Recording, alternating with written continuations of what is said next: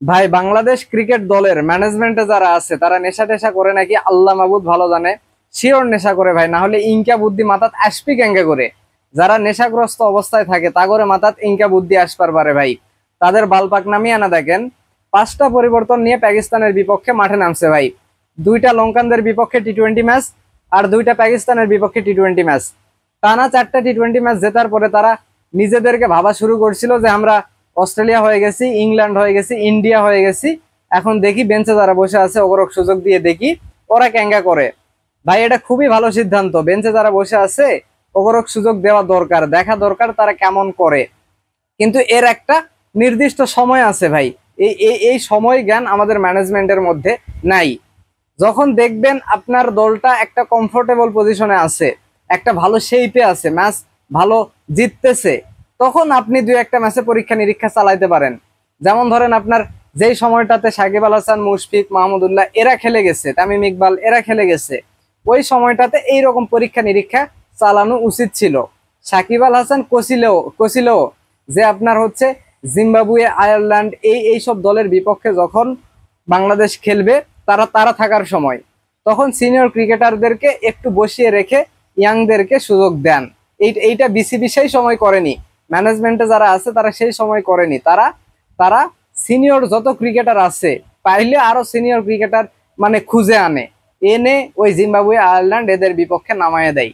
হ্যাঁ, আর এখন যখন দলটা একটা খারাপ অবস্থায় আছে, মানে জঘন্য ক্রিকেট খেলার পর 2-4টা ম্যাচ ভালো খেলতেছে, তাও 2টা ম্যাচ আবার মানে মিরপুরের জঘন্য পিছে তারা পরীক্ষা নিরীক্ষা চালাচ্ছে। বিশাল টিম হয়ে গেছে তারা, বিশাল টিম তারা হয়ে গেছে। চিন্তা করছেন, পরিবর্তন করছে ভালো কথা, তাই বলে 5টা, এটা নিয়ে কিন্তু রমিজ রাজা কথাও বলছে যে আপনি এরকম পরিবর্তন আনতে পারেন দলে দলে, বেঞ্চে যারা বসে আছে তাদেরকে সুযোগ দিতে পারেন, কিন্তু 2-1টা। যেমন ধরেন আপনার দলে দুইজন ম্যাচ উইনার বা 3জন ম্যাচ উইনার আছে, এদেরকে রেখে বাকি জায়গায় আপনি 2-1টা পরিবর্তন আনতে পারেন, পরীক্ষা নিরীক্ষা চালাইতে পারেন। বিসিবি একদম দলটাই চেঞ্জ করে ফেলছে ভাই। বিশাল টিম তো, এরা ইন্ডিয়ার মতো হয়ে গেছে। ইন্ডিয়ার যেমন 2-4টা টিম তৈরি করা যাবে এবং তাদেরকে দিয়ে ইন্টারন্যাশনাল ক্রিকেট খেলানো যাবে, এরা এরা 4টা টি-20 ম্যাচ জেতার পরে নিজেদেরকে ওই রকম ভাবা শুরু করছিল। তারা 5টা পরিবর্তন নিয়ে মাঠে নামছে। তৌহিদ হৃদয় একজন হচ্ছে কি কি বলে ওইটা, মিডল অর্ডার ব্যাটসম্যান, যার কোনো ব্যাকআপ বাংলাদেশে নাই। সে খুবই খারাপ করতেছে। তার সে সে সে দলে থাকার যোগ্যই না, এটা মানি, এটা বুঝি, এটা জানি, তাকে নিয়ে সব সময় কথা বলি, তাকে বাদ দেওয়া হোক। কিন্তু কিন্তু তার ব্যাকআপ কে আছে ভাই এই দলটাতে? তাওহিদ হৃদয়কে যে বাদ দিবে, তার তার পরিবর্তে মিডল অর্ডারে কে ব্যাটিং করবে?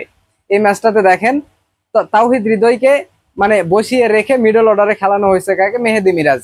মেহেদী মিরাজ কি মানে টি-20-র তো সে ব্যাটসম্যানই না, সেইখানে মিডল অর্ডারে সে কি খেলবে বলেন আমাকে, আমাকে বলেন। সে ফেল করছে, খুব খুশি হয়েছে ভাই। মানে হুদাই হুদাই হুদাই দলটাতে মেহেদী মিরাজকে টানতেছে। হুদাই একটা টি-20 ক্রিকেটারের জায়গা দখল করে বসে আছে মেহেদী হাসান মিরাজ।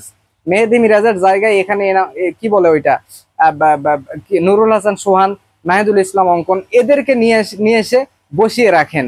তাও মেহেদী মিরাজকে টি-20 দলের সাথে রেখে একটা জায়গা বুক করে রাখেন না ভাই। মেহেদী মিরাজ টি-20-র ক্রিকেটার না।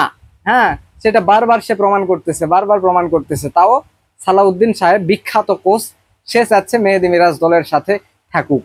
মেহেদী মিরাজ তার মানে তার তো বেটি নাই, বেটি থাকলে মানে বেটির সাথে মানে বিয়া দিত, বুঝছেন?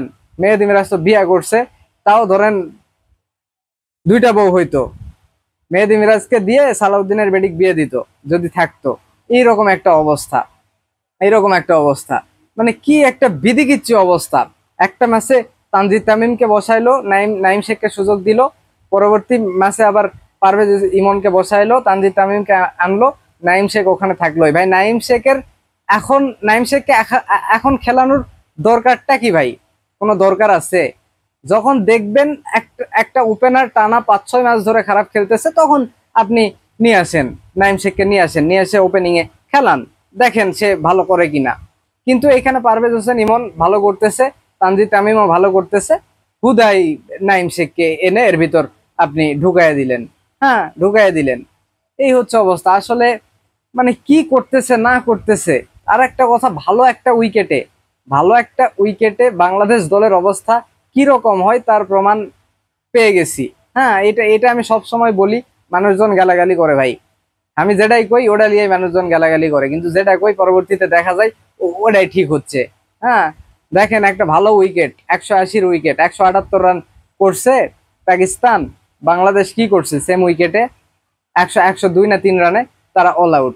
হ্যাঁ, আউট যাওয়ার একটা সিস্টেম আছে। আমাদের ব্যাটসম্যান গুলো এমন জঘন্য ভাবে আউট যাচ্ছে, এমন জঘন্য ভাবে আউট যাচ্ছে, যেটা যেটা দেখতে দৃষ্টিকটু লাগে ভাই। এই যে তানজিদ তামিম, তার খেলা খুবই ভালো, সে খুবই মানে ট্যালেন্টেড ব্যাটসম্যান। হ্যাঁ, বিগ হিটার, এটা ঠিক আছে, সব মানি, তাকে আমার খুব ভালোও লাগে।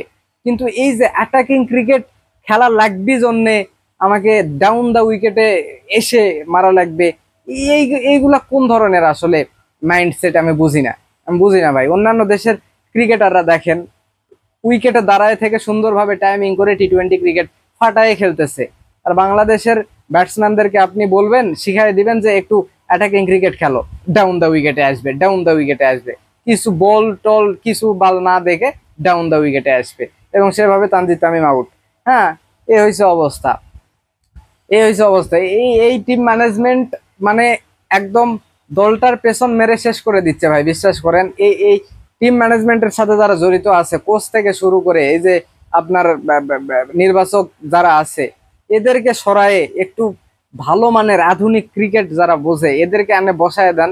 দেখেন বাংলাদেশ ক্রিকেট দল যতই ধরেন আমাদের সব ক্রিকেটার জঘন্য ক্রিকেট খেলে, এরাও ভালো খেলবে, দেখবেন দেখবেন। মানে ভাই একটা একটা ক্রিকেট ক্রিকেট ক্রিকেট হচ্ছে মানে মাথার খেলা, বুঝছেন। এখানে এখানে একটা ভালো প্ল্যানিং, একটা ভালো ডিসিশন যে কোনো কিছু করে দিতে পারে, আপনাকে একটা ম্যাচ জিতাই দিতে পারে। কিন্তু এই যে টিম ম্যানেজমেন্টে যারা বসে আছে, এদের জঘন্য প্ল্যানিং এর কারণে বাংলাদেশ দলটার আজকে এই অবস্থা ভাই, এই অবস্থা। ভাই বেঞ্চের শক্তি আপনারা দেখবেন, ভালো কথা, কে মানা করছে? আপনি দুই একটা আনেন, একবারে আপনি 5টা নিয়ে চলে আসলেন, তাও আবার পাকিস্তানের বিপক্ষে। মানতাম যে এটা জিম্বাবুয়ের বিপক্ষে ম্যাচ, আয়ারল্যান্ডের বিপক্ষে ম্যাচ, নেদারল্যান্ডের বিপক্ষে ম্যাচ, এদের সাথেও তো আপনারা টি-20 ক্রিকেটে পারবেন না, যাই হোক।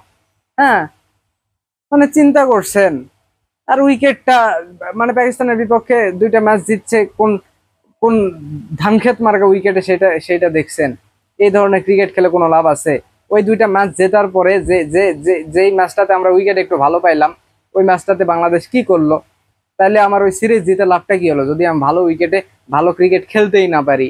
আইসিসি টুর্নামেন্টে তো আপনাকে মিরপুরের মতো উইকেট দিবে না ভাই, এশিয়া কাপে মিরপুরের মতো উইকেট দিবে না। হ্যাঁ, মানে কি বলবো, বুঝছেন, এলা বলতে বলতে মুখ দিয়ে কোনদিন যে খানা উঠে যাবি, তাও এই এই চুতমারানিদের আক্কেল টাক্কেল হবি না ভাই, আক্কেল টাক্কেল হবি না। এলে মাতাল টিম ম্যানেজমেন্ট তাড়াতাড়ি বাংলাদেশ থেকে বিদায় করা দরকার।